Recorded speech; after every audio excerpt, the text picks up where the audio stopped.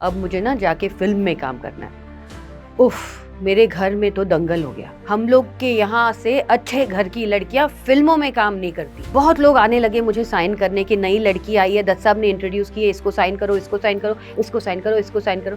पर दत्त साहब ने मेरे साथ एक वादा ले लिया था। अब झगड़ा शुरू हो गया। दत्त साहब ने कहा कि उनको कहो रिलीज़ ना करें। वो कहे कि हम तब कब तक अपनी फ़िल्म लेके बैठे रहें। वो कहते, "अरे पागल है क्या? पागल खाने जा।" You know that was a loose term, पागल खाने जा।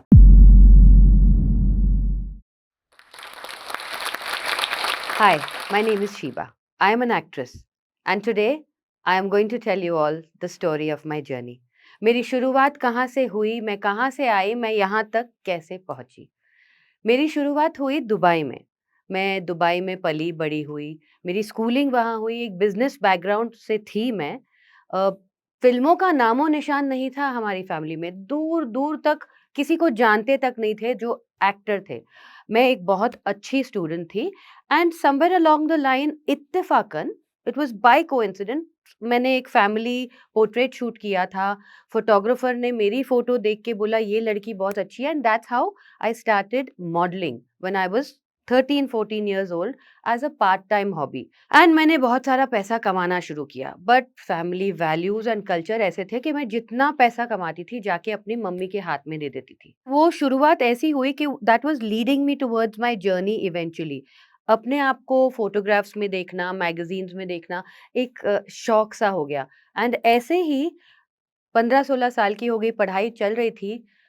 एक प्रोड्यूसर थे, पॉलिटिशियन थे, फिलैंथ्रोपिस्ट थे और बहुत बड़े फ़िल्म मेकर थे। एक इन फ्लाइट मैगज़ीन में उन्होंने मेरी फ़ोटो किसी मॉडलिंग, साड़ी की मॉडलिंग में देख ली और कहा ये लड़की कौन है? इसे बुलाओ। ये थे सुनील दत्त साहब। सुनील दत्त साहब was a wonderful man, he was an institution in film making, in story telling. उनके पास एक कहानी थी on a very burning social issue dowry death. Dowry death बहुत बड़ी समस्या थी हमारे देश की एंड उस पे उन्होंने एक स्क्रिप्ट बहुत साल से बना के रखी हुई थी। मैंने बोला ठीक है मैं अपने पेरेंट्स से बात करती हूँ। मैं दोबारा गई दुबई एंड मैंने मेरे डैड एंड मॉम को बोला कि ऐसा-ऐसा है कि अब मुझे ना जाके फ़िल्म में काम करना है। उफ़! मेरे घर में तो दंगल हो गया। मतलब डैड इतने ज़्यादा अपसेट हो गए कि बिज़नेस फैमिली है, हम लोग के यहाँ से अच्छे घर की लड़कियाँ फ़िल्मों में काम नहीं करती। अब उस ज़माने में 30 साल पहले की बात है ये। हमारी लाइन की रेपुटेशन इतनी अच्छी नहीं थी जो अब हो गई है। That time people who were non filmy thought के to be a film person is like film actor, no, no, no. But मैंने बहुत ज़िद किया एंड आई सेड नहीं डैड मुझे तो ये करना है। एंड देन आप आके दत्त साहब से भी मिल लो, जो वो मिले। दत्त साहब ने भी उनको कन्विंस किया। तो फिर मेरे डैड ने कहा ठीक है, एक काम करते हैं तुम ये साल ले लो, जाओ फ़िल्म्स में काम करो। लेकिन ये साल के बाद अगर तुम्हारा शौक पूरा हो गया या नहीं हो गया, ये करियर डिडन्ट किक ऑफ, कुछ नहीं हुआ, you are coming back and going to study because that is what I need you to do, finish your education. मेरा हाई स्कूल तभी बस खत्म ही हुआ था। तो मैंने कहा हाँ, हाँ, हाँ, कुछ नहीं करूँगी, 1 साल दे दो।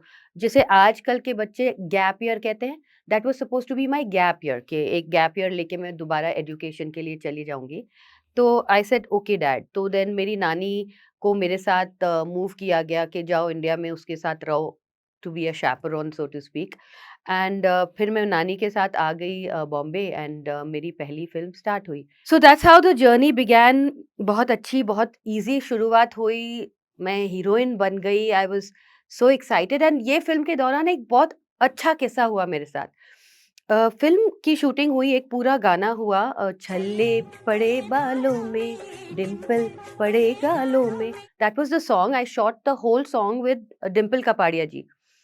And about 15-20 days later Dutt साहब कॉल्ड मी एंड सेज छल्ले पड़े की शूटिंग है। आई सेड छल्ले पड़े की शूटिंग है? वो गाना तो हमने कर लिया, खत्म हो गया।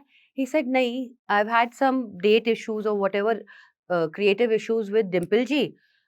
आई am replacing her and I'm getting a new actress in. So we have to reshoot the song. So I was like, okay, whatever. Guess my surprise. बचपन से मैंने एक एक्ट्रेस को आइडलाइज किया।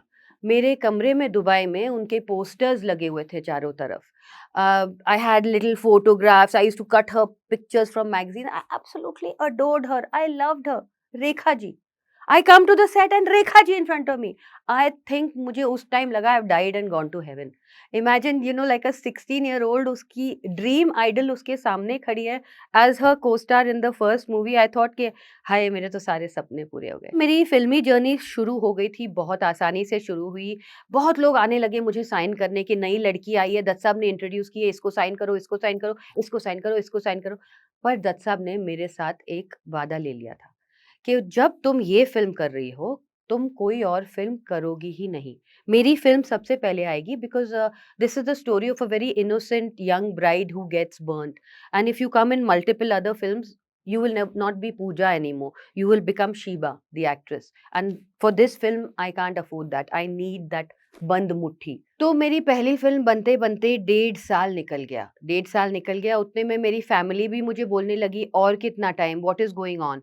बाय व्हिच टाइम मैंने dad को बोला कि dad I think this is the profession that I like and I love and let me pursue it with a passion. I will not do anything that will not make you proud of me. मतलब मैं ऐसा कोई भी काम नहीं करूँगी कि आपको कभी भी शर्मिंदा होना पड़े, कि आप मेरी ऐसी कोई भी फ़िल्म ना देखो जो आप मैं अपने माँ-बाप के साथ बैठ के ना देख पाऊँ। ऐसी कोई मैं फ़िल्म करूँगी नहीं, please, please let me be. I think so dad थोड़े सॉफ़न हो गए बिकॉज़ तब तक दत्त साहब से काफ़ी मिलना-जुलना भी उनका हो गया and he was like okay. I wanted to act क्योंकि अब वो एक्टिंग का कीड़ा अंदर से उभर गया था। I was like wow! I need to act more. So I started arguing with that साहब कि let me do some more work, I really need to do some more work, you shoot so less, I get bored, I want to. I was like a small child and he was like अच्छा ठीक है, चलो अभी 70-80% बन गई है film, अभी तुम जाओ और करो कुछ और काम पर let me know what you're going to be doing. So the second film I got was a Tamil film with Rajnikant sir called Adisya Piravi. Rajnikant sir is and was a huge star. दोनों film करते-करते क्या हुआ कि south Indian films आज भी बहुत time पे and बहुत बजट में एंड एकदम डिलीवर फट करके हो जाती है। फ़िल्म बन गई, ये आग कब बुझेगी से पहले बन गई। अब झगड़ा शुरू हो गया।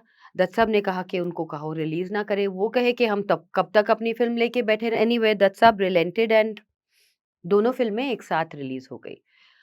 And my filmy life began. I signed movies after that with Salman, with Akshay, with Sunil Shetty, with Saif Ali Khan, with all these people. We were all newcomers then. We were all growing up together. So I had a huge lineup of films. It was a very happy phase of my life. एक shoot से दूसरे shoot, एक set से दूसरे set, बहुत एक अच्छा phase शुरू हो गया लाइफ का। I was happy, my parents were happy, they were proud of me because जो कोई मॉम डैड को मिलता बोलता ओह शिबा आपकी बेटी है, तो then they also started taking pride in the profession I had chosen. I was extremely busy, I was working like a maniac at a given point of time. I was doing 5 movies. तो मेरी shift ऐसे होती थी, सुबह 7 से 2 बजे दोपहर तक, फिर 2 बजे दोपहर से लेके 10 बजे रात तक, फिर 10 बजे रात से लेके 5 बजे सुबह तक। एंड उस टाइम तो मेकअप वैनिटी वैन्स वगैरह भी नहीं होती थी। अगर हम फॉर एग्जाम्पल रोड में शूट कर रहे हैं या किसी पहाड़ पे शूट कर रहे हैं, तो हमारी हेयर ड्रेसर एंड हमारा स्टाफ ऐसे चादर नैपकिन होल्ड करके हमको हेल्प करेंगे to change and all if we need to do it. Road के बीच में हम बैठ के अपना मेकअप वेकअप कर लेते थे बड़े आराम से। और in between all these shifts I would be sleeping in my car, तकिया कंबल लेके मैं गाड़ी में सोती रहती थी from one set to the other.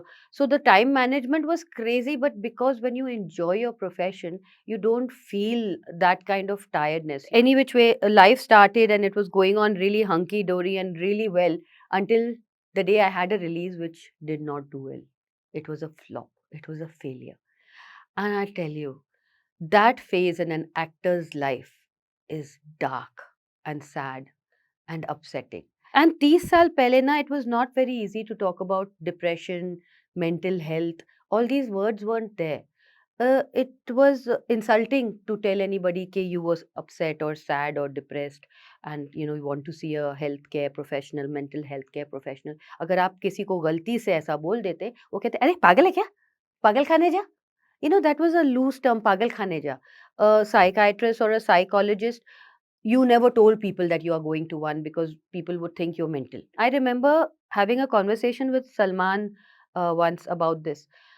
I said, Salman, how do we deal with this? He said, it's easy for me to deal because I have seen phases in my family's life when his dad, who was the biggest writer of the industry, Salim Javed, have written like Sholay and a host of big hit films. He said the phone would ring non-stop, birthdays and anniversary, the house would be full of flowers. And then a phase came when फिल्में flop हुई और कोई पूछता नहीं था. हम phone के सामने बैठ के देखते रहते थे कि फ़ोन चल भी रहा है कि नहीं, कि कोई फ़ोन ही नहीं कर रहा. He said this is part of the profession. We have to learn to deal. फिल्में चलती रही. And then my now husband came back to me with another movie, Miss 420. Now, Miss 420 was supposed to be my big ass comeback movie. Comeback, yani it was going to relaunch me as the it girl because title role hit se hit gaane. Aaja Meri Gaadi mein Baith Ja. All the songs were from my film. In fact, even Chura Ke Dil Mera, Goriya Chali, which eventually Khiladi Mein Gaya, was made for Miss 420 because the same banner had made it. Akash had made that music with Anu Malik. Akash, who's now my husband. And then they said, you have already so many hit songs, so ye film mein de do. So that song went there and we kept Aaja Meri Gaadi Mein Baith Ja. So it was a huge film and towards the end of that movie, Akash propose. Then मैंने एक phase life का start किया जहां मैंने अपनी पूरी तवज्जो, मेरा पूरा ध्यान चला गया मेरी फैमिली में. आई decided to devote that time as a wife, as a daughter-in-law, as a mother. I have two sons who are now grown up. They are wonderful, moral, uh, kind. I always say chase kindness. Like if you can't be anything else, be kind. So I think I've managed to do that with my children. वो journey मेरी बहुत अच्छी कटी. कहीं मैं उस journey में Sheeba the actress को भूल गई, शीबा द पर्सन को भूल गई. शीबा माँ, शीबा बीवी, शीबा बहू, वो बन के मैं रह गई थी. तो आई थिंक ये एक गलती हर औरत करती है अपनी लाइफ में. क्या करती है कि जिस फेज ऑफ लाइफ में होती है ना, उस फेज को अपनी डेफिनेशन बना देती है. That phase of life just begins like when I was an actor, that being an actor just defined me. So when I became a mother and a wife, that phase defined me. Then I didn't prioritize myself. I began that prioritizing again by primarily I asked my family. I said, see, I've done it now. I've not left any of my duties undone. Is it okay with all of you boys, my husband and my two boys, if I start working again, start pursuing what's important to me? And they were like absolutely on board. They said, please go. Ja जी ले अपनी जिंदगी. So I began again. I started working out a lot again. I began my quest for looking for the perfect vehicle to come back to work. So I was testing the waters. मैंने सोचा थोड़ा थोड़ा test करूं. तो थोड़ा मैंने मुझे एक बहुत बड़े one of the biggest Hindi TV producer से ऑफर आई to do a TV show.